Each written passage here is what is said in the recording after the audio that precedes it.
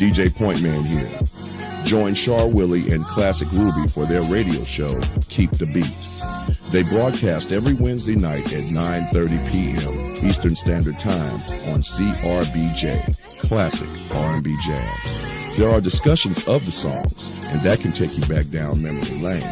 If you missed the live broadcast, no worries. Replays are uploaded on Mixcloud. So, follow JustAskChar Advice Channel on Mixcloud and you will receive the notification when these broadcasts are uploaded.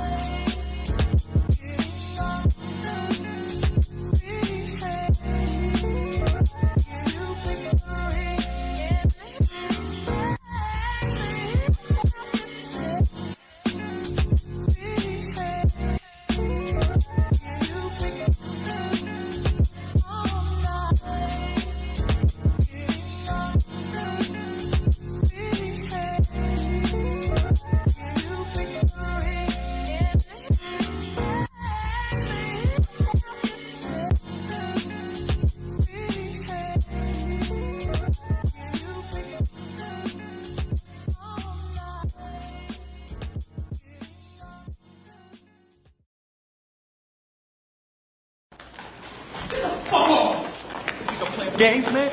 Hey, I'm talking to somebody else. Hey!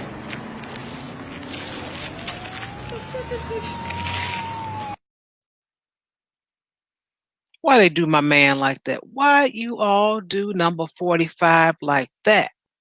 You're supposed to respect your president. Greetings, everyone. Welcome to the show. Glad to see you. Thank you so much for tuning in. Hope you all had a fairly good weekend. It just started for most. And for us here in the Chi, we're going to have to lock it down, shut it down. Yeah. Our mayor has stated that she would suggest that we stay in, only go out for our essentials, those type of things, for the next 30 days. I respect that. I do. I really do. And I got a lot to cover. It's 3 subjects, 2 articles for each. So I'm going to be able to do it. So we're going to go ahead and get started.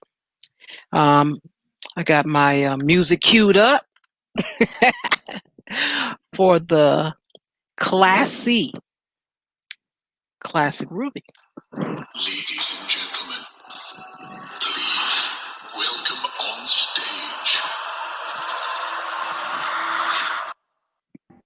Classic Ruby, everybody. Yes, yes, honey, I'm here. I'm here, everybody. Yes, calm down. I'm here. Take your seats. Hello, hello. Why, good Welcome. evening. Good evening, Char. How are you this evening? Good evening. I am doing well. How are you? You know what? I am doing well myself. I don't know why. I just feel like maybe it's because it's like it's delusionalness that like I'm pretending we're going into summer and not into like our 6 months of winter. But I don't know. I'm feeling good. I kind of feel like it's warm today. You know, I got shorts on and everything. I got a cute little like 80s one shoulder exposed sweater on. I'm feeling good. I'm ready to go. Let's do some news. All right. Well, speaking of ready to go, I'll go ahead with my first article topic. All right. And, everyone's talking about COVID. So, hey, yeah. Let me go ahead and bring that up. Let's talk about it just a little bit. I mean, we know the basics and everything. So, don't have to go in any detail. And you actually are a detailed person. I'm just, I'm a brief person. I'm briefly, I know, but you're good. Like your briefness, you still get all the details in there. Everyone gets it. And then there's me. I run my mouth for like half an hour and people are still like, wait, was there a point in there somewhere? So, I'm trying to, I told you, I'm trying to be you when I grow up. I am. I'm trying. I'm working on it. Okay. Since you put it that way, make me feel better. Thank you. There you go. There you go. Okay. I just want to show you guys this. They're talking about brisket, ramen. They talk about the ramen noodles and toilet paper. Those are the little specialties. Those are things that run out. People, stock up on them. And the grocery stores are about to enforce product purchase, the limits, as the COVID-19 cases surge. Now, I did mention this to you guys when maybe August, when it's nice and warm and no one's thinking about it and people were coming out and all that. I just wanted to tell you guys, hey, I know it's coming. So while no one's really thinking about it, get a few things because it's coming. And guess what? It's November. It's here. And I hope you paid attention. So that's it for the first one. Just a little reminder. I'm not even going to say I told you so. I'm not that type of person. I did tell you. I did warn you. That's only because I care. If I didn't care for you. That's the little, Fred Sanford going on. Yeah, that's it. Hey, you know what? I agree with you 100%. I mean, I've been saying that though. It's like people want to feel like, that first one happened, the first wave, and then, oh, well, it's fine now, even though they keep telling you the second wave's coming. Like we're all in denial about it. Stop being in denial. Get the toilet paper now before it runs out again, right? Come on, stock up. I mean, it's not like you're going to stop using toilet paper sometime in your life. You might as well have it. All right. And that's why I just, wanted to tell everyone while it was nice and warm and no one was thinking about it. Thought it was important to mention. Okay, now so this next one, Super Sly 75, he had a video and he mentioned it. I'm like, oh, let me look into this and share with the people. And this was a week ago. The state, let me see. Because I got mine. Okay, yeah. State bar passes mandatory COVID-19 vaccination recommendation. Mandatory, and then at the end, recommendation. You read into that the way it actually is. Mandatory. I'll keep going. The resolution does contain condition limiting its scope. Those include that the state government should only consider making vaccination mandatory if voluntary COVID-19 vaccinations fall short of producing need levels of population immunity, that an assessment of the health threat to various communities be made so that perhaps the mandate can be targeted, and that a mandate only be considered after there is expert consensus about the vaccine's safety and efficacy. I know I screwed that word up. Sorry. Oh, efficacy. It's efficacy. emphasis. Yeah, that's it. It means effective. That's what it means. Yes. How effective? How about that? Okay. There you go. Thank you. Love that. So this is actually it was the New York State Bar Association from last Saturday. They passed this. And if they passed it, how long has it actually been on the table? Mm-hmm. You got to ask yourself that. You must consider that. And they're also saying just because, people object because of religious and philosophical and personal reasons, Mm-hmm.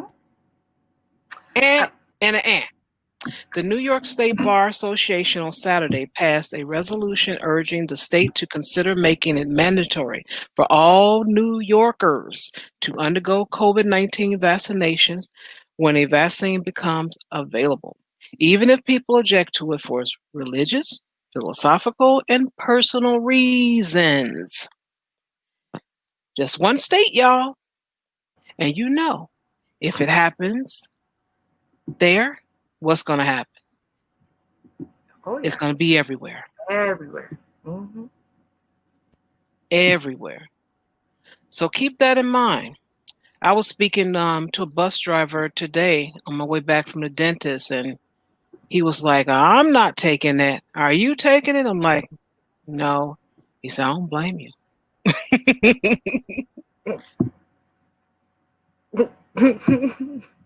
No. No. No, thank you. No. I mean, and listen, I'm not an anti-vaxxer, right? I'm not. I mean, to an extent, I have an issue with the schedule of vaccines. So how many they are and when you have to take them. So for example, mumps. Mumps is something that only teenagers get, right? Small children don't get mumps. So vaccinating 3-year-olds for mumps doesn't make any sense. Now, it would if, that lasted forever, but it doesn't last forever. You need a booster or a whole new vaccine, really, when you hit the teenage years. So I don't see why I'm giving it to my 3-year-old when maybe I should be giving it to like my 9-year-old. So, I mean, I have some questions about regular vaccines, but those are in tried general. and yeah, right in general, right? But in general, I think they're good overall. Not all of them, but the majority. But this is a vaccine that is entirely untested, really. There's literally no proof that it's even anywhere near 100% effective at blocking you from getting COVID-19, period, let alone any mutation of COVID-19. And we have no idea what the side effects are going to be to anyone's health or longevity. How long is the vaccine going to last? I mean, as it is, they're saying if you catch COVID, your antibodies only protect you for like 3-4 months, and then they go away. So what the hell am I taking some untested vaccine for? What, I have to take it every 3 months? Like, this doesn't make any sense to me. So there's no way in hell. Oh, well, so what are you going to do? Put me in jail? Because that's what they're going to have to do. I'm not taking that. No, sir. Nope. I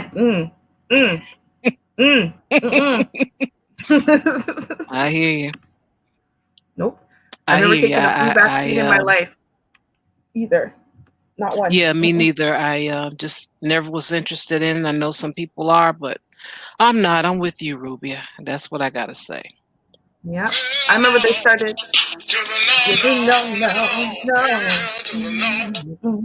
Yes. No, I remember when they started giving them out the flu vaccines when we were kids, and I had an out because I'm allergic to eggs, and because they make the vaccine in egg, in essence, anyone who's allergic to it gets an out. So you didn't, even though they made it mandatory at some point when I was in high school, I never had to take it.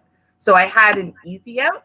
hopefully they do the same thing. It gives me a legal easy out. But I don't think that they should be able to force people to take this vaccine when they can't tell you the medical risks or side effects or long-term anything. They can't do it, and they can't even tell you if it's in the long run even going to be beneficial or not. I don't think they should be able to make you do that. That's unconstitutional. Gosh darn it. Yeah, I like having a choice in anything. So yeah. Yeah. Me too. I this is not the way to go. I understand we're tired of being in a pandemic. We're tired of being in a worldwide lockdown and blockout, and the economy suffering. We complain Yeah. about immigration all the time, but that's illegal immigration. We need legal immigration. That's in the hole. I understand we have a problem. This isn't the solution. No, not at No. all. Okay, then.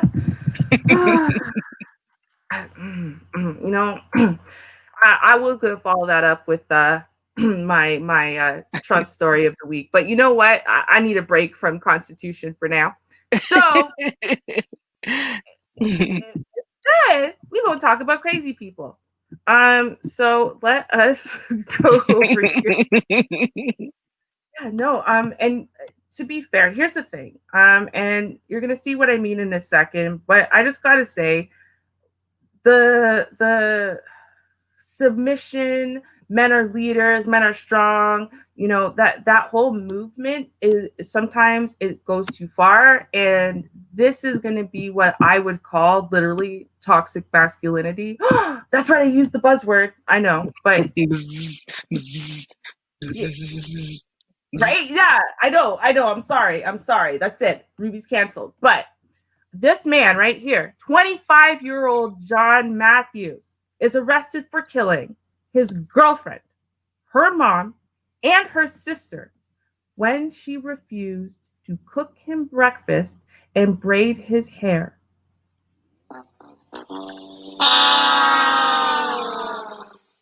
I swear to God, that's Straight up loser. right. Like I can't. No. Okay. So basically, Matthews and his girlfriend Shanta Harris had been dating for 2 years. But he erupted in pure rage one morning last June after Harris refused to cook him his morning meal and braid his hair. Harris told him that she wasn't feeling well, but the refusal allegedly sent Matthews over the edge, and he started yelling and punched Harris in the eye.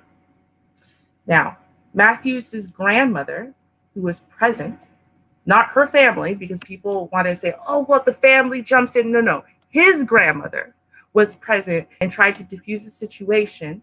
And she took Harris, the girlfriend, and brought her outside.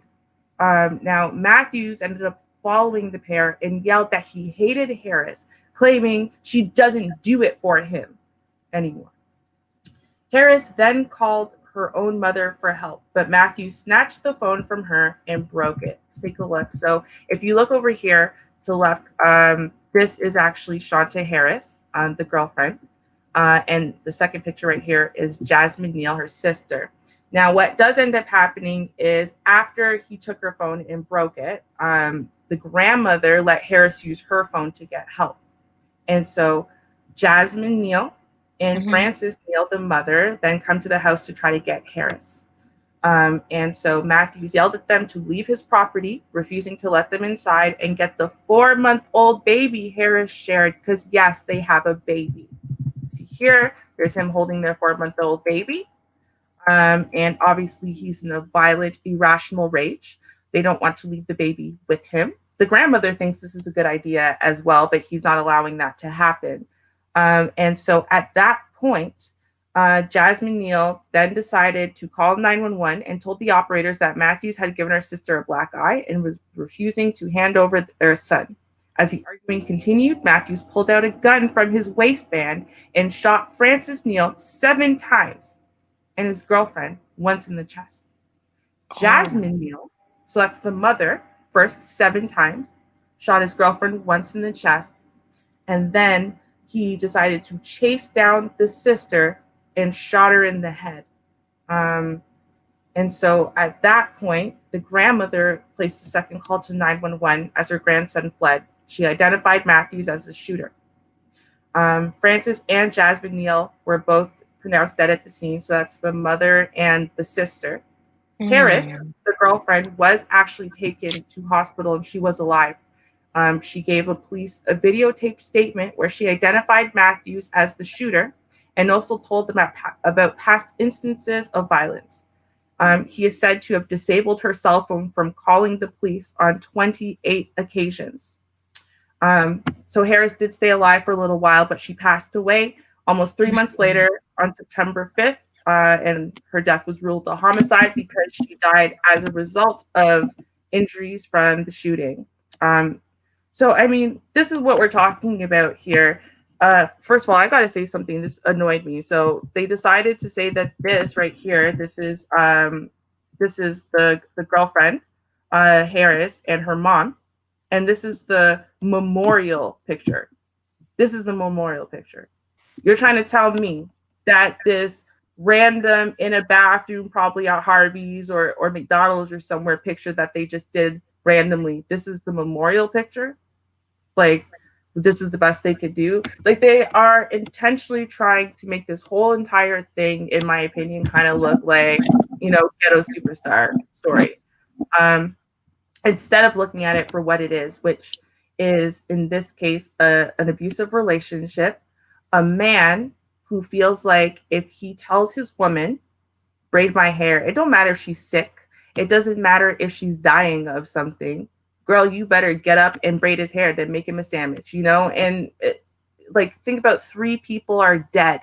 3 people are dead, and a man is in jail for life, guaranteed. And that baby is now growing up without either parent alive, really, because your dad's in prison for life, your mom's dead. And why is your mom dead? Because your father killed her when you were 4 months old. Why? Because she wouldn't braid his damn hair. Like that's what this story is. 25 years old, right?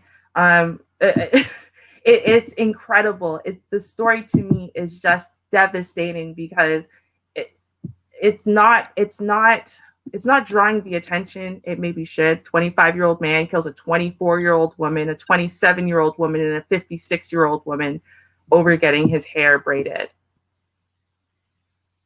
That's ridiculous. Travesty. And so, I mean, yeah, he's arrested. Sure, he's up on charges, but he's going to prison for life. Fine. But this is one of those stories where even when he's convicted, who won? Yeah. Man. Yeah. Mm-hmm. And it sounds to me like this is one of those stories. I mean, I did do some deep diving on the internet. I didn't see any statements from Harris's father, or actually, honestly, any men on that side. I didn't see any statements really from the family. And so it made me feel like this was the family. So who's in court fighting for them? Nobody. When he goes to jail for life, who goes, oh, sigh of relief? Nobody. And why is it that she stayed for 2 years in a relationship with an abusive man, got pregnant? Because, the baby's only 4 months old. That means she was with this abusive man for a while, then got pregnant and had a baby with this abusive man. And why did she think that was normal? Why did she acquiesce to all of this? And clearly she must have been propagating it, as in she wasn't saying no to this. And, this wasn't an abnormal one-off. She tried to call the police 28 times and he disabled her phone every time, right? Why did she stay? Because she didn't have anyone telling her that this wasn't normal. And the grandmother was sitting right there and saying it was normal. Everyone's saying this is normal for her. And she kept staying. And this is why there's such an outcry when we say, hey, no, we got to support these women. It takes them 7 times leaving an abusive relationship before they actually stay away. And this is often the end result whenever they try to stand up and walk away. Sad but true. Right. And I'll tell anyone that's listening, when you see the first sign, it's not an accident. It's not going to get better. Mm-hmm. Do not ignore it. Do not ignore it all. I know I told a story. I don't know where it was when I was doing the BGS for women. I don't know where I was. I couldn't tell you. But the story is still the same. I was dating a guy and talking about brief and no none from the peanut gallery done teasy. And I had I went to the let me see. I went to the guy's house. I remember that we played cards and stuff, but I know I didn't want to see him anymore because I seen there was some type of aggression going on. And I'm like, okay, I see why the last girl left him. I don't want to see him anymore. And we were on the phone. He gave me a phone call and he told me, oh, I had told him, sorry. I said, you know what? I said, you had fell asleep and I was going to leave and I was getting ready to tell him and I was going to put, write a note, but I didn't even get a chance to get that out of my mouth. He said, if I would have woke up and you would have gone, I would have beat you up. I think I was 18. I was either 18 or 19. I don't know if I turned 19, but whichever one, that was enough for me. He told me over the phone what he would have done if I would have left. Now, I wouldn't have looked at, see, some people look at it like, oh, he would have been so concerned I would have left. He didn't see me home. No, that's not what that was. And even if that was, you don't talk to me like that. Right. I only known you for a few weeks. We had some chicken, played some cards. You fell asleep, woke up, and took me home. No, you're not going to talk to me. That was a sign. That was a sign right there. And like I said, I had sensed something while I was visiting him. Like it's something, I can't put my finger on it. And that was enough to say, I don't want to go forward. So just telling you ladies, if you see somebody hit you and push you, that's not love, taps or nothing like that, go. It's not going to get better. It's only going to get worse. Only goes downhill. Only goes down from, we like to ignore red flags. Don't. Just don't. Right. It may not seem red, you want to color it and like, oh, that was really violet. No, it was a red flag. So yeah, it was more pink. Come on. Right? It's a little whitewashed. But okay. Now I'm going to move into a little prejudice. I'm gonna give you a little prejudice part of this the topic here. Let me see. Pull this up. Where are you? Right there. Boom shakalaka. All right. A dose of prejudice. I know you want that. Everybody needs to know what's happening. Now, you have someone in authority. An Arkansas police chief, not just the officer. We're talking about the chief. He up there. He up in ranks. He's calling, well, he ended up quitting, but he was calling for violence. He was calling for death to Democrats that he termed as traitors. So he's the one that made the decision that these, whichever Democrats he wanted to point to, that were traitors. And what did he do? Oh, let me tell you about it. An Arkansas police chief who threatened violence against Democrats and called them traitors on social media last week resigned from his job and apologized to his town's mayor. What about the people? What about anybody? But hey, he is who he is. On Friday, the day before Joe Biden clinched his victory over President Donald Trump in the presidential election, Lang Holland, the police chief of Rural Marshall, a city of 1,300 in the state northeast corner, turned to a right-wing social media app, Parker, to vent. That's what he did. That's what he did. And he said, death to all Marxist Democrats, he wrote. Take no prisoners. Leave no survivors. Okay, so you're going to get on social media, and because whatever your reason is, you don't care for Democrats. I don't know if you met them all.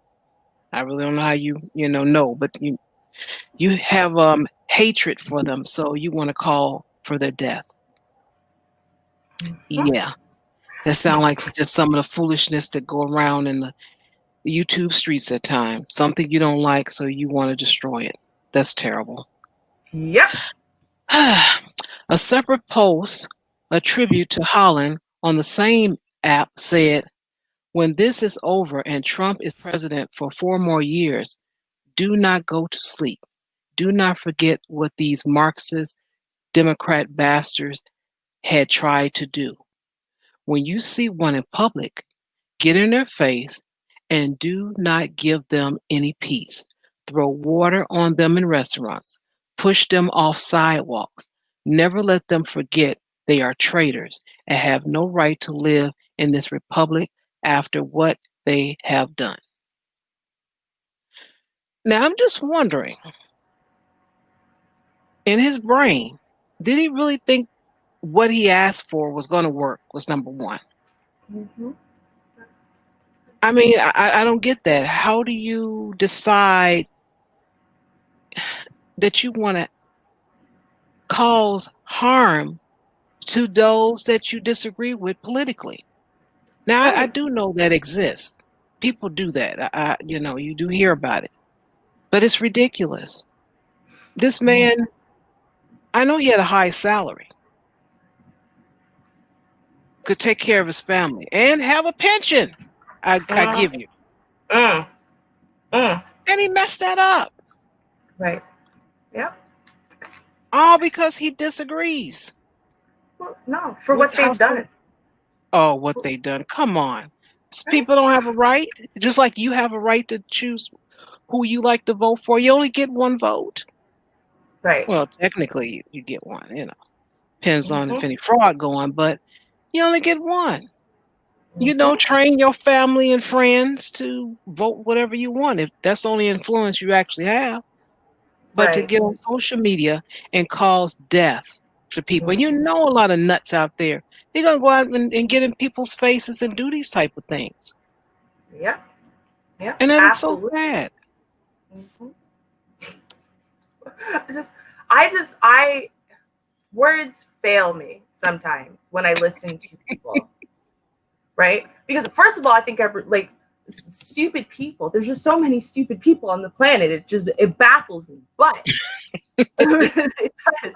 But the thing that I don't understand is how you can be part of a party that is quote unquote all about free speech, and freedom of religion and freedom of this and freedom of that. And then when people practice their freedom by simply believing differently than you, then they're basically heathens and devils and doing horrible things. And, we should call for, violence and death against them. Like, do you not hear the hypocrisy of your quote unquote rhetoric? Like, I'm so confused by this. Like, what? And it's like, do you think that you're doing something honorable? I really think that they do. Like, Yeah, they have been so whipped into a fury, by, like, I mean, we know what they did. The Britannica people who were messing with Facebook and stuff. We know what they do. They target people who are kind of on the fence or leaning towards the right, and then they shove propaganda constantly down their throat. And it's all bullshit and lies and whatever, but propaganda, and they start believing it. So they actually believe a lot of things, and we don't understand, right? We're like, how could you say this? But it's because of all the bullshit they're being fed, and they believe it. They believe Democrats are like, stealing like little conservative babies, and like, I swear they believe crazy things because they're being pushed this foolishness, and they're too damn lazy to do like baseline research by themselves to see if it's true. Like, wow. Just yeah, whew, just Musa, ridiculous. Musa. Wow. Now, there's part two of some prejudice. We have this gentleman. There was parole granted to black man serve sentencing blah, blah, blah, blah, blah, man serving life sentence for stealing hedge clippers. I didn't read that right. There's no way you said that right. There's no way. There's no way that's true. No, I can't. Wow. Parole granted to black man serving life sentence for stealing hedge clippers. Oh yeah. Oh yeah. A Louisiana black man who was serving life, and then they don't even have his name here. I mean, you just keep saying black man, but let me continue. Mm-hmm. A Louisiana black man who was serving a life sentence for stealing a pair of hedge clippers back in 1997 was given parole last Thursday after being in prison for more than 2 decades, according to NBC News. This decision was made after the Louisiana State Supreme Court decided that it wouldn't review his case back in August. Fair Wayne Bryant finally got to his name. Wow. Fair Wayne Bryant, 63 years old, was sentenced to life in prison for stealing hedge clippers, according to court records. He was convicted on 1 count of attempted simple burglary. In August, 5 of the 6 state Supreme Court justices had upheld Bryant's life sentence and denied the appeal that he had filed. I'd like to know who these 5 are. Mm-hmm. I would like to know, and I would like to know why. I would really like to have a little interview with them. Like, could you explain to me why you decided to do that? Right. Yeah. How did that go? I mean, it comes before you. Do you all meet together? Does it come on your email and then you vote? I mean, how did you just come to the conclusion of saying no? Mm-hmm. I mean, Yeah. did these clippers, I mean, did Michael Jackson touch them and they worth millions of dollars? I mean, come on. I'd like to know, why did you come to this decision? Right. Oh, I know why. Because just like in the article, they didn't call the man the title, black man. First paragraph, black man. Second paragraph, black man. And now he has a name in the 3rd paragraph. Right. Yeah. Finally. That's it. After the Board of Pardons and Committee on Parole voted on Thursday to release Bryant, he was allowed to walk out of prison later that day after serving more than 20 years at the state penitentiary in Angola, his attorney said. Based on the conditions of his parole, Bryant have to abide by a curfew, attend Alcoholic Anonymous meetings, and complete community service. So he's still going to end up paying. He's still paying for these clips. I mean, I would like to know what these hedge clippers are. Are they in a museum? I just like to know. Hey, listen. I'm just curious. He will also be entered into a program in Baton Rouge that help prisoners adjust to life after they are released. Eventually, he will be allowed to live with his brother in Shreveport. Wow. This man was in prison for 24 years. So when they say over 2 decades, 24 years. Wow. I'm sorry, but if this had happened, like, I know this sounds messed up, right? But if you've been in prison and they said he was in prison for like 50 years, so then you're going back to the 70s, then you're like, okay, that was a different time. Are we saying 1996 was that different of a time? Like, it's so far back that, no, it's not. That is in the quote unquote modern era. Okay, 24 years. This man has been in prison for stealing hedge clippers. Now, someone explained to me. I don't know. I think I lost count on how many times Winona Ryder was arrested for shoplifting. Because she likes the rush, not because she's poor, obviously. I mean, at that time, she had done countless movies. And yet she got arrested countless times for going into high-end places and stealing all kinds of stuff over and over and over. So why didn't she spend a day, like one, in prison? But this man stole hedge clippers. Let's say he actually really stole them. I don't even know if that's true, but let's say he did, right? Hedge clippers. If I go into, I don't know, Home Depot or something right now, what do you think the most expensive hedge clippers, not even a lawnmower, right? Hedge clippers that I could find. How expensive do you think those are going to be? How does that warrant? What theft under $5,000, non-felony theft, theft without any form of firearm, what is the maximum sentence for that? Is life? Since when? Exactly. And more than likely it wasn't even from a store. It probably was from someone's home. Right. Exactly. I just don't, I'm just guessing. I just don't see them going in the store and trying to hide them and come out with them. I think they were just conveniently placed in someone's yard, and it's easier to do that, grab them from there. But this is just a bunch of prejudice. Oh yeah. This is definitely racially profiled. Just definitely like, oh, we got one. Yeah, let's get them to work in the system. That's why I would really like to have a conversation with those that decided, he can stay. But so it was the first time that this was seen. I don't know if it's the first time that it was seen in court, like what do you say, a year or two, something like that. Like it was sometime in the last, like, I'm just like, if it was sometime during Trump's presidency, then my understanding is he stacked the Supreme Court. So that way it was all basically racist conservatives. So in that case, I'm not super surprised that they made a racist conservative move at that point. But isn't it sad that I don't remember hearing about this? I don't remember hearing about this. This happened. Why didn't we care? Why didn't someone care? Where were the Black activist groups?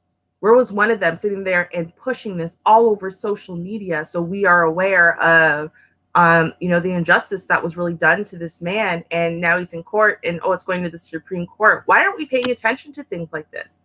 Right? We like to talk about all of our Black men being unfairly in prison for decades, school to prison pipeline and whatever. But then when, cases start coming up for appeals and stuff, where are we to support that? Where are we to sit there and smear this all over the media internationally so that way they don't have a choice? They can't just sweep it under the rug and put it in their dark little dirty closet and pretend it's not happening. Like, we need to start pushing this stuff more. This is crazy. Right. Life in prison. Life. Come on now. That's just crazy. People steal cars. Like with guns. They steal cars from people. And they don't get life in prison. Rapists don't get life in prison. I am so confused. How did this happen? How did that happen? Why was this okay? Like, I don't even understand the original sentence. Like, right. This man lost all his 50s, all his 40s. Right. All of them. Mm-hmm. He went there. He was in his 30s when he went to prison. Wow. He's 63 now. Yeah. That is, wow. Wow. I'm flabbergasted. I can't even. I can't believe that this happened. It's such an injustice because it doesn't exist. Like, this is not a real thing. This is not something. What state is it on the books that you can get life for petty theft? Like, right. Were they made out of platinum and diamonds? Like, Okay. Okay. Hmm. Cool.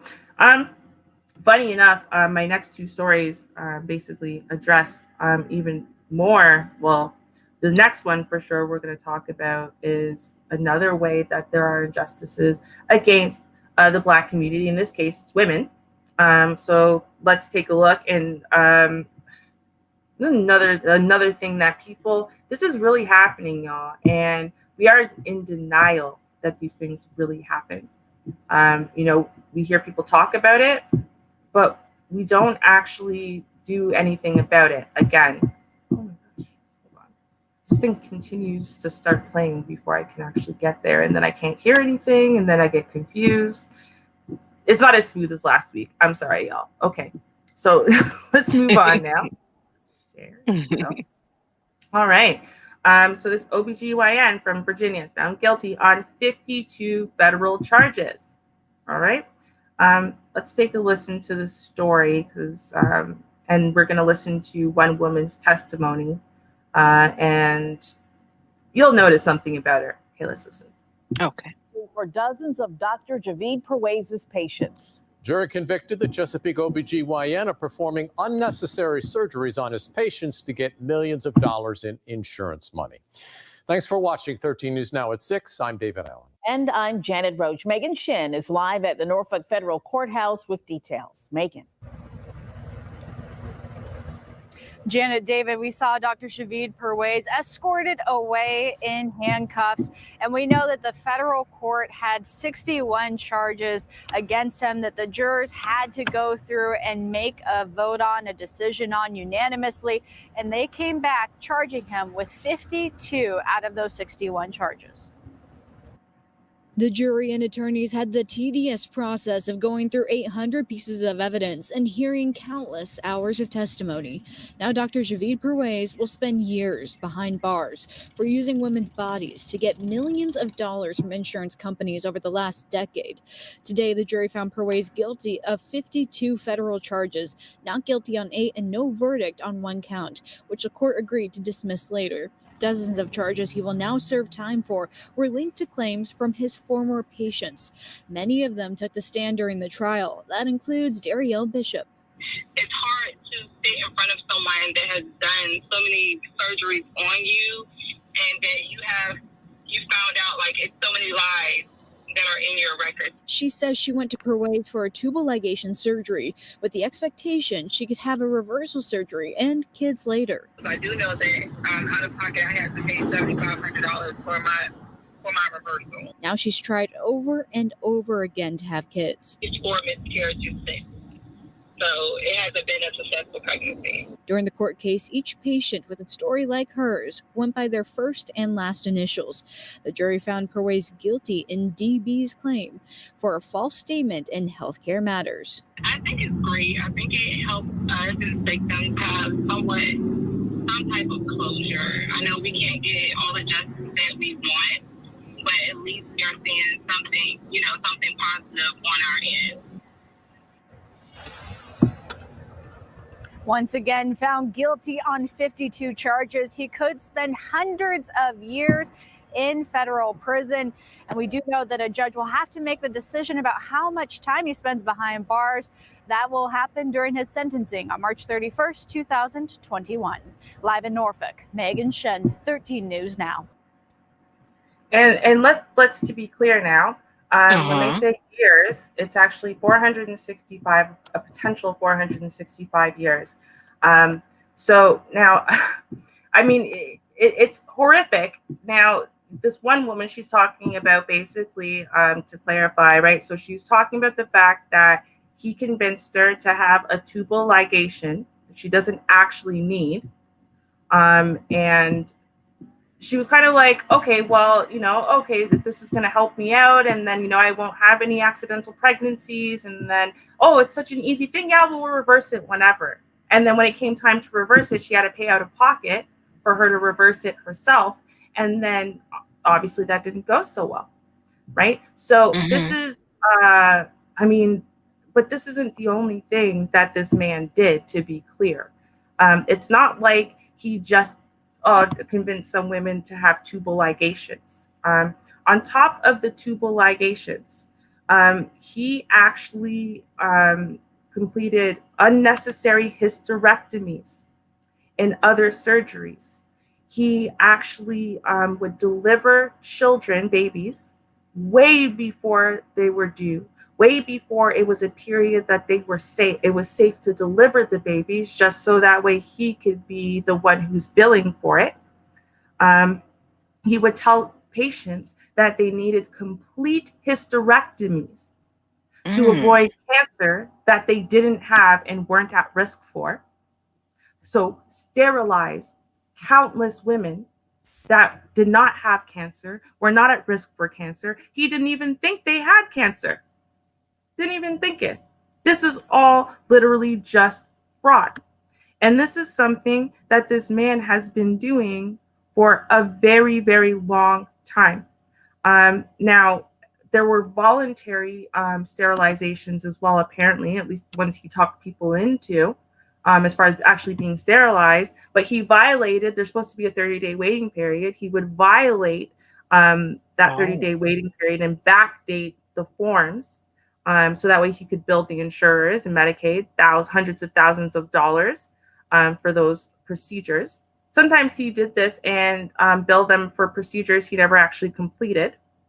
And he also, I mean, prior to this, though, this is the thing. This is not the only time that he's come up on charges. It's not like, oh, well, they started this. And, previous to this, though, they thought that he was, a good guy. His the fact that he's been faking all kinds of little procedures on women, that's not that bad, right? But on top of that, he's also been in front of the courts before. And this is part of the issue. Doctors are not under the same, like, okay, if I commit a crime, right, I'm now a criminal. They don't necessarily do that with doctors when it has to do with medical procedures, I find. Even when they're coming up against criminal charges, it's like they want to give the doctor the benefit of the doubt.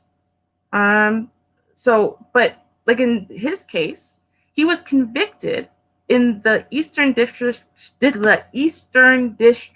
there you go, of Virginia, of 2 counts of felony tax evasion in 1996. And this included him trying to claim the purchase of a Ferrari by labeling it as an ultrasound machine. Judge sentenced him to 5 years of probation. In 1983, Bayview Hospital terminated his privileges. An indictment shows it was due to poor clinical judgment, unnecessary surgery, lack of documentation, and discrepancies in record keeping. Purways' Virginia medical license was suspended from April 1996 to about July 1996 as a result of his felony tax convictions that same year. But of course, his medical license was later reinstated with stipulations because that worked so well. And Purways returned to the staff of Mayview Hospital in 1997. This is the same hospital. This is the same hospital where they terminated his privileges in 1983. With a monitoring program in place for his surgical cases. With a monitoring program. Apparently, again, worked so well, right?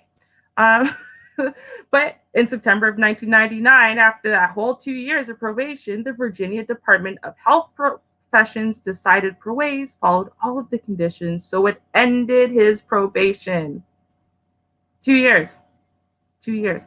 They've been watching this man be a criminal since the early 1980s, doing unnecessary medical procedures and God knows what to women. And you know what? Is the majority of these claims from Black women? Of course it is. Right? Wow. And this is why they didn't care. This is why they didn't care. And so, and the charges he's up on, remember, these are just the ones that they've been able to prove because they had to dismiss 8 of them because they couldn't prove them. One, they just both agreed on both sides that there just wasn't enough evidence. But the other 70 of them, 70, that's just the ones. Remember that it's not like unless you kill someone, there's a statute of limitations. So a lot of the crimes he committed back in the 1980s and even 90s, Really? the statute of limitations has run out. Yep. So therefore, he couldn't be charged for those things. He's been doing this since the early 1980s, and he was on probation on a monitoring program. Look how well that worked out. Right. Yeah. So, okay, this monster is off the streets, but what, we think this is the only one? Of course not. Of course not. Of course not. So, ladies and gentlemen, when you hear women talking about, or you hear people talking about the fact that they have been sterilizing Black women without their consent and whatnot, these are not just rumors. These are not just people just saying things. This stuff really is happening. And, thank God one of them is brought to justice. But for every one that you find, there's 10 that aren't going to be found. And that's the travesty. Right.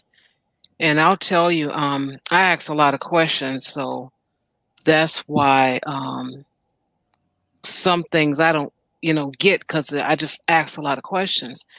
In some neighborhoods where we have limited incomes, you have some medical centers in your area. It's like the closest one around. You can go there because your healthcare services can be, met there. Everything is right there. You got your gynaes, your physician, and you have a whole neighborhood going to that one area. And I mean, people know each other when they walk in. A couple of people that work at the front desk live in the neighborhood. Right. But if you have the entire neighborhood on the same medications, same diagnosis and all that, you got to ask, what is going on? Right. What is really happening? Yeah. And it's a joke, but it's not a joke at the same time. And this woman had said something and made me just think about it. She says, if blood pressure pills actually work, when are they going to work? Because you keep taking them. So when will they finally work? And the way she said, I thought about, okay, I get what you're saying. That's a good question. Because if you're taking them in this year, that year, the year after, well, hell, when are they going to work? Yep. So such a good point. Yeah. Just ask questions. I'm telling you, ask them.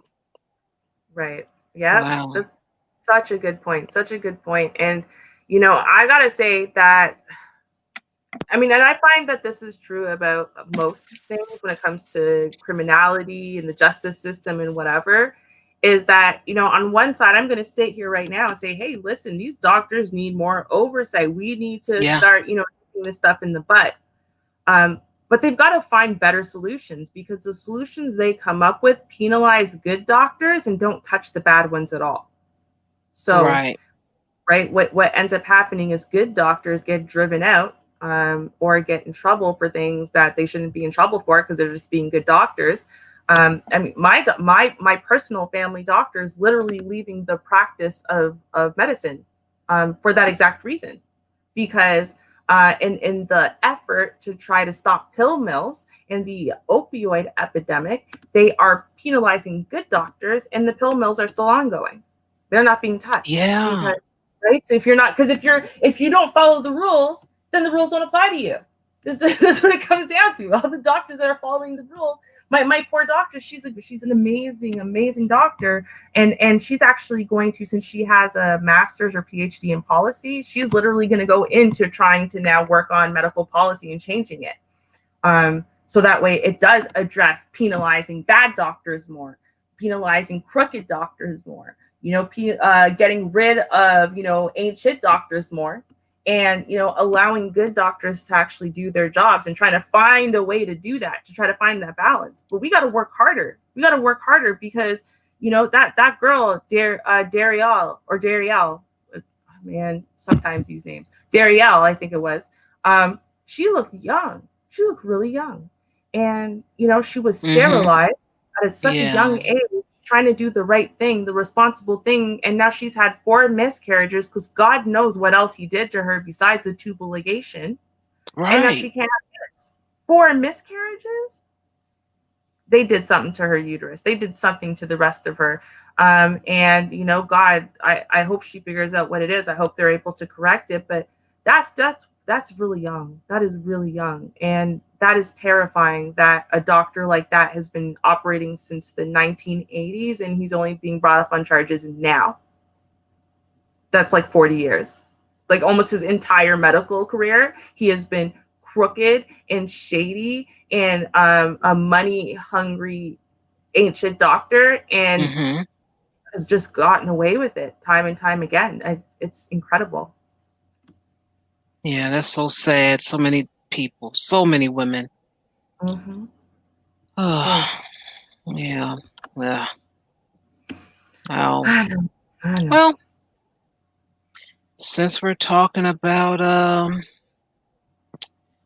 uterus and all that type of thing, I guess I'll go ahead and we keep talking about sex. That's true. Oregon sex workers can apply for corona relief grants. No justice, no booty. They on strike. Oh, damn. Oh, yeah. They on strike. Hey, now. Oh, yeah. No justice, no booty. Where's Vonda at so I can say booty, booty, booty, booty, booty, booty, booty? Where you at, Vonda? Well, that's for you wherever you are, okay? Oregon sex workers can apply for coronavirus relief grants. Oh my God, that's Nearly $600,000 in federal COVID relief funds is available for Oregon strippers and sex workers of color who have been financially impacted by the coronavirus pandemic. Okay? So if you're on a stroll or on that pole, apply for this grant to feed that cat. Okay? All right.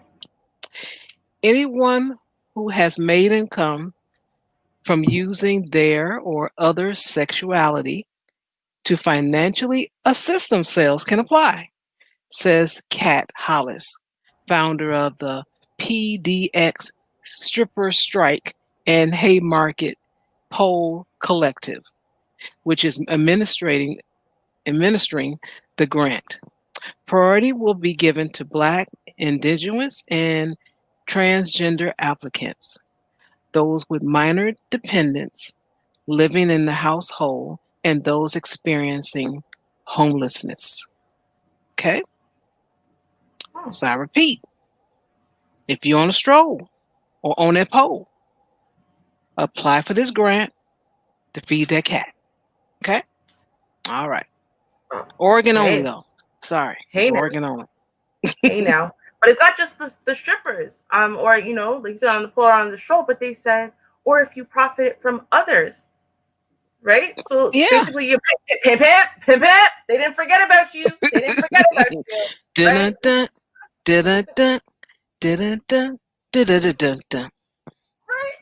Like, okay, I find it hilarious, but at the same time, because the whole time I've been laughing at that in my head, but then I was like, you know what?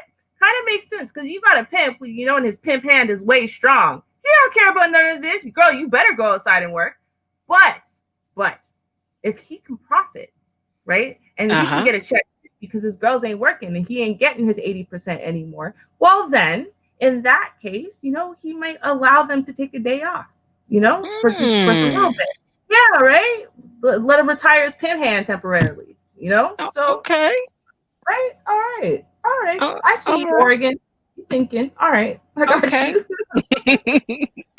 The funds are part of a $45 million in health equity grants distributed by the Oregon Health Authority to migrate the spread of COVID-19 in tribal communities, tribal communities and communities of color, which has been disproportionately, I'm just jacking up. It's just worse than normal. I always mispronounce, but it's just worse than normal. Disproportionately affected by the virus. Gee. The grants will allow Haymarket Poll Collective to provide financial assistance to 75 people who can receive up to $1,600 in rent assistance, $500 in utility assistance, and $150 toward internet services.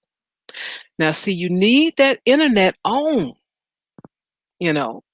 because of COVID, you got to, have the distance. So you be able to jerk off and all those type of things that you need to do on Zoom and back checks and all them kind of things. You need internet. So they're going to give you $150 towards your internet services. Okay. Yeah. Another 200 applicants will receive a wellness tote. Now, what's in it? Okay, let me tell you. There's a COVID test, a sexually transmitted infection test, reusable mask, personal hygiene supplies, sanitizers, gas and grocery gift cards, thermometers, and blood odometers. So you got everything you need. Now, applications will be taken through December 1st. So you only got, 3 weeks left?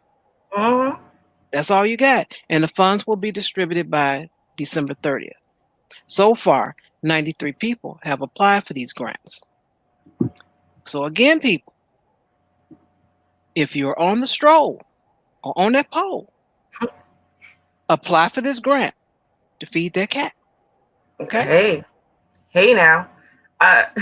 You know what? I mean, okay, hold on. Is sex work legal in Oregon? Is that what's happening here? Or are they just like, who cares if it's legal? Let's try to keep you off the street. Or like, how's that working? Because well, they are considered contractors. Okay. Yeah, they're contractors. They're not employees, so they have to have something.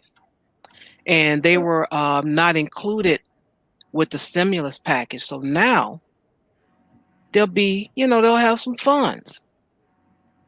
Because folks are not, they're not trying to risk their lives out here just to please and make some money. So they're also, which I'll put in the chat room, you can actually donate to them, and they'll distribute the money out. Because there is a lot of need. I mean, these guys need their servicing.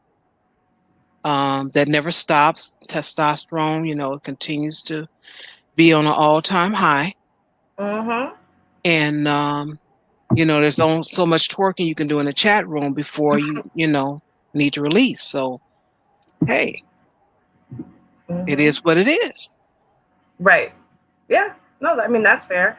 I just you know what?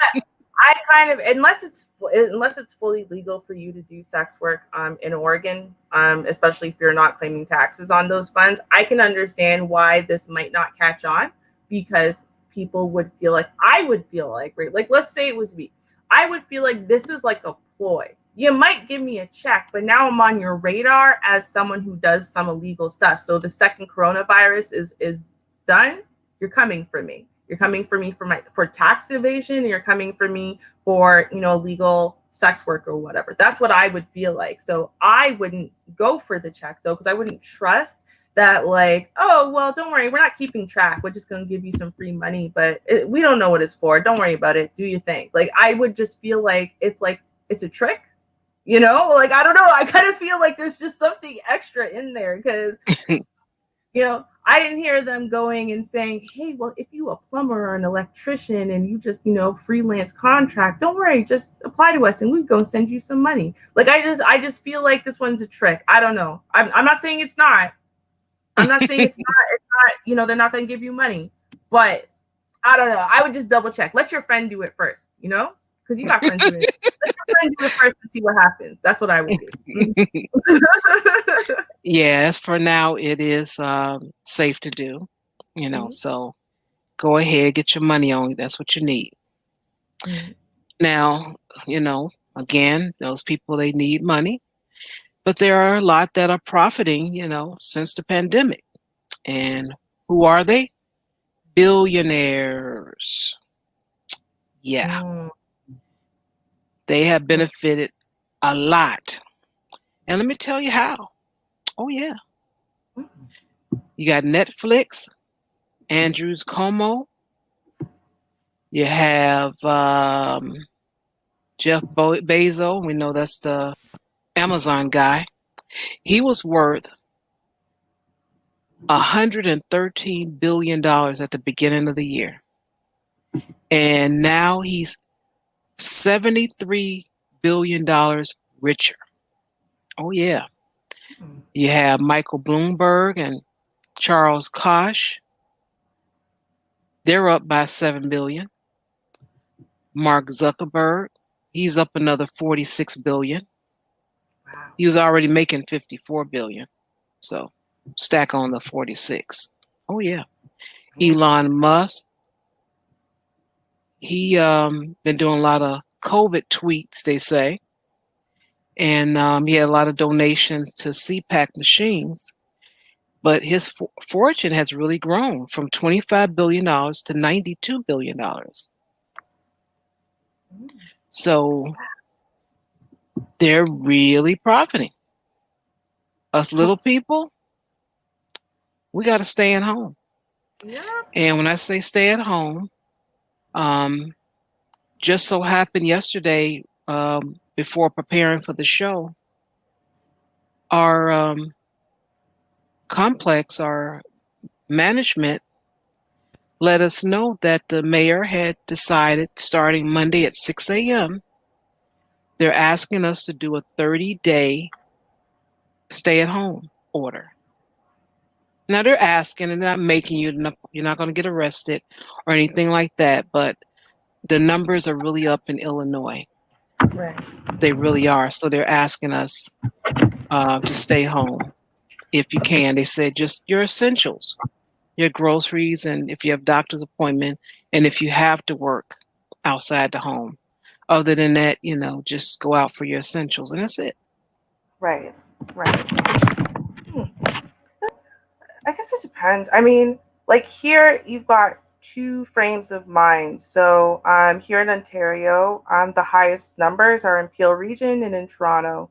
And, you know, Toronto is, unlike the whole rest of the province, they're not sure if they're going to take a couple steps back or stay where they are. And it's like every Saturday, I think it's Saturday or Sunday. They might have made the announcement today. I think it's Sunday though.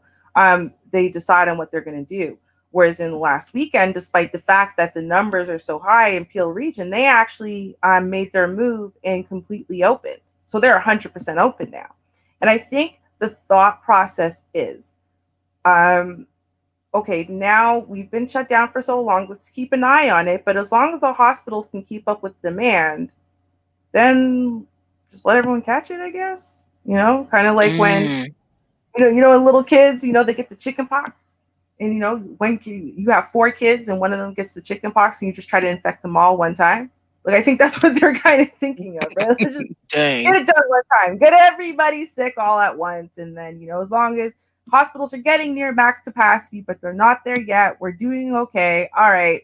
Until things start getting overloaded, let's just let them keep going. So, I mean, I kind of, you know, I'm of two minds with it.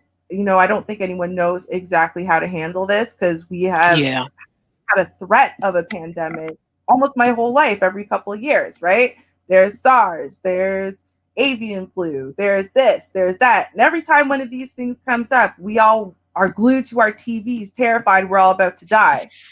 And then it never really comes here. And when it does, it's in mostly small numbers, right? Like when it comes to H1N1, actually the yearly numbers now for H1N1 are much higher than they were back when we were afraid of it. like every year, like millions of people. Most of your influenza A numbers, a lot of those are now H1N1, but we're not scared of it anymore. So we don't even care. No one announces it, right? So we've never had this happen where we are scared of something and it's everywhere. Everyone's got it now. Every country's got it. There's nowhere safe. It seems like we can't keep track of it. We don't know who has it or not. You know, every day new people are getting it. Like, we've never had this situation before. And I still think the whole world has no idea how to handle it. Like, at all. I agree. I agree with you. Yeah. We're trying, though. We're trying. Yeah. Trying to keep up. Yeah. Yeah. I mean, well, some people are trying. Okay. But my next group of people, they ain't trying so hard. So let's take a look. And y'all knew I was gonna have to do it. Because like I said, I did warn you at the beginning that we're about to talk, you got it, about Trump. And specifically, we can talk about Trump supporters today, ladies and gentlemen. And we are gonna talk about the Million MAGA March. Yes, you heard me right. Not Million Man March, Million MAGA March. Although the statement Million Man March is going to come up in one of the videos I show. But okay, so let's take a look. This is actually coverage of the Million MAGA March, which went on today. Wow. Yep. It's I mean, the coverage of it is, it didn't get to 1 million people. There are definitely thousands. Didn't get to 1 million people though. And so, to be clear, if people don't know, basically the Million MAGA March is in support of Trump. And it's supposed to be tens of thousands. Didn't quite get there again, but okay. Basically, they are protesting the voter fraud in the 2020 presidential election. Now, for most of the day, actually, when you looked at the reports, it wasn't so bad. Nothing too terrible had happened. They just kind of protested and, we just demand a recount, so on and so forth. Now, remember, this is support of Trump. To be clear, this is support of Trump. And yet, Trump drove by in his motorcade, waved at the people on his way to the golf course. I'm being serious. That was I'm being serious. That was the extent of his supporting his supporters. But it's okay. Yeah, I get it, guys. You're right. Trump really, really cares about the people. Anyway, and then he tweeted, of course, "We will win." And the video of everyone, they felt so proud. They were in Trump's video. But I mean, other than that, nothing too exciting happened until later on, towards the end of the day, when some arrests were made now, to be fair. So 10 people, they said at least 10 people have been arrested as of Saturday evening. 4 people were arrested for firearm violations, 2 for assault, 1 for not having a permit, 1 for assaulting a police officer, and 2 for disorderly conduct. And so the daytime rally, advertised by several names, including Million MAGA March, Stop the Steal, and March for Trump, started at Freedom Plaza, where the crowd's chants of 4 more years and Stop the Steal, largely drowned out event speakers. So you guys got event speakers and then just didn't listen to them? Just you're so hyped up on your own foolishness, you'd rather listen to yourself scream? Cool. Okay, gotcha. And here's the thing. I want to do something really quick before we go back to this article. And I want you to just listen to, now, it's someone I know from YouTube. He's a Trump supporter, though, conservative. And I want you to just listen to the perception. And this is a perception that is shared amongst Trump supporters and conservatives right now. And I want you to just listen to this before we talk about what the Democrats did today with the Million MAGA March. So let's take a little listen here to Mo. I love you, Mo, but I think you crazy. All right, go ahead. All right. What's good, everybody? Shout out to the people. Shout out to my people. Shout out to the American people that participated in the Million MAGA March. Okay? And I'm gonna say this like this. I know people gonna get pissed off that I'm saying this, but this MAGA march is more important to me than the Million Man March. The Million MAGA Man. I'm just saying, Million MAGA. You know what I'm talking about? This march that we got going on right now. It's more important than the Million Man March. To be honest with you, I didn't knock anybody that went to the Million Man March. It's just I wasn't interested. I didn't care. I really didn't care. I really didn't care. I was like, okay, yeah, whatever. I mean, I'm just saying. The reason why I feel that this is more important because this is saving our future, saving our country, taking care of our home first. I mean, I'm over this. I'm not from Africa. I never was from Africa and never will be from Africa. I'm from America. So this is why this march is more important to not just me, but to the American people, to our future, to our grandbabies, great-grandbabies, whatever you want to say. Because our life is on the line right now. Our life is on the line. So this ain't about our president, Donald J. Trump. This is about all of us. Donald Trump can't do it all by himself. We got to go ahead and stand up as the American people, So this is the most important march of my lifetime, of our lifetime, right here. Everybody get your American flags. Support our president. Support each other. Support our residents. Yeah. So, I mean, there's a very strong sentiment here. I mean, more important than the Million Man March. This is coming from a Black man. I mean, it's just 1995. You might have been a little too young to care. I don't know, because not that old. But, I mean, more important than the Million Man March. That's what he said. That's what the man said. And he means it. But now, okay, so I'm just gonna go on to the story. So now, Democrats decided that this is some foolishness. So what they're gonna do is they were going to, so they decided they were gonna just hijack the Million MAGA March hashtag, and they did it basically by using pictures of pancakes, and some with blueberries. The blueberries represented all of the usual red states that turn blue. And so I thought we could have some fun taking a look at the tweets. I mean, they ruined the hashtag. So now when you want to go and see what happened today during the Million MAGA March, instead you go and find some pancake pictures. So let's take a look. Yeah. So right, I want to recap. Why? So you can re-lose?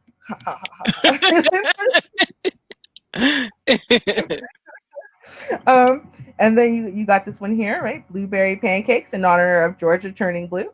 Hashtag Million MAGA March 2020. Like, they made sure to use this hashtag. They didn't start a new hashtag, right? They're just ruined this. Like, I don't know. How did they organize this? But yeah, no, they did it, and they did it well. Here you go. Made for our special friends at hashtag Million MAGA March. Here are your very own snowflake pancakes to celebrate your fragility in these new times. Like it. Right? And I mean, what the thing is, I guess to me, because that's kind of how I feel, like, hey, listen, y'all, if Democrats were saying this right now because Trump won, right, what would y'all be saying? Would you be saying, oh, this is reasonable? This is a reasonable reaction? No, you wouldn't, right? Y'all would be snowflakes. That's what it is. Finally, for the Million MAGA March people, I present you with banana and nut pancakes because you are both bananas and nuts. You're welcome. Just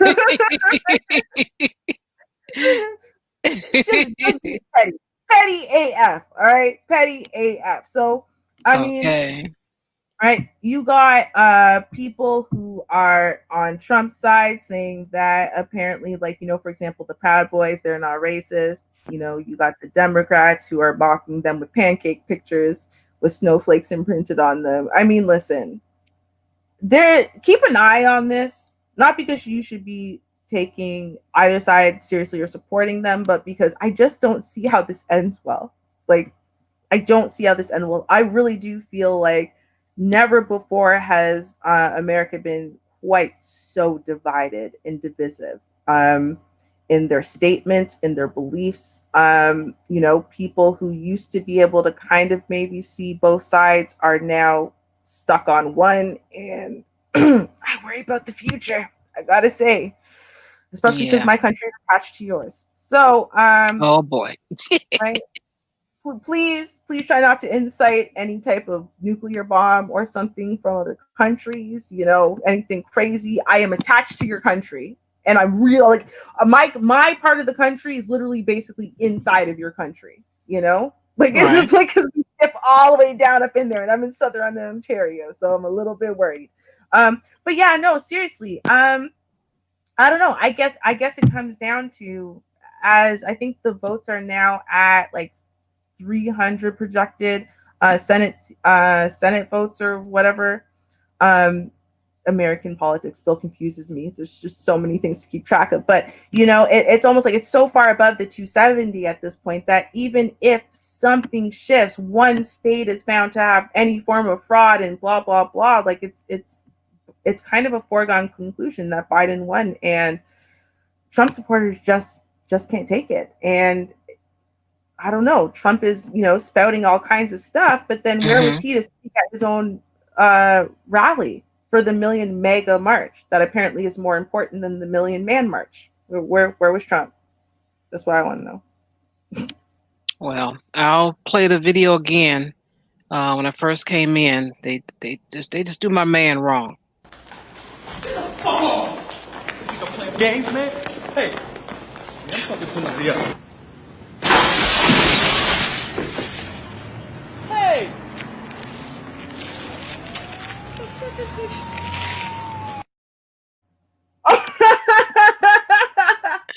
Just toss the man on out on the curb on the street. Just a shame. It's a shame. It's a shame. I'm offended for him. God damn. Y'all wrong. Why y'all do him like that? Oh my God, that's too funny. People are horrible. Terrible. Oh man, that's hilarious. Oh. Tune in next as the saga continues, right? Right. Hope we have some more humor for you guys. Yeah. And you guys take care, and hope to see you next week. And until then, peace. Cheers, y'all. Join Char Willie and Classic Ruby for their radio show, Keep the Beat. They broadcast every Wednesday night at 9:30 p.m. Eastern Standard Time on CRBJ, Classic R&B Jams. There are discussions of the songs, and that can take you back down memory lane. If you missed the live broadcast, no worries. Replays are uploaded on Mixcloud. So, follow JustAskChar Advice Channel on Mixcloud, and you will receive the notification when these broadcasts are uploaded.